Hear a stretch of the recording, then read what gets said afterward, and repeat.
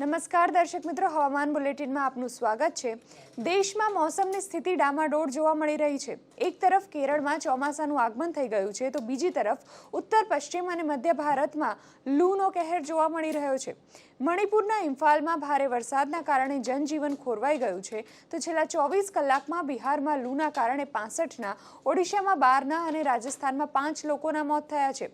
આગામી દિવસોમાં પશ્ચિમ બંગાળ, સિક્કિમ, નાગાલેન્ડ, મણિપુર, મિઝોરમ, ત્રિપુરા, કેરળમાં ભારે વરસાદ થઈ શકે છે, તો હરિયાણા, છત્તીસગઢ, દિલ્હી, બિહાર, ઝારખંડ, પૂર્વ રાજસ્થાન અને મધ્યપ્રદેશ તેમજ ઓડિશામાં હીટવેવની સ્થિતિ રહી શકે છે।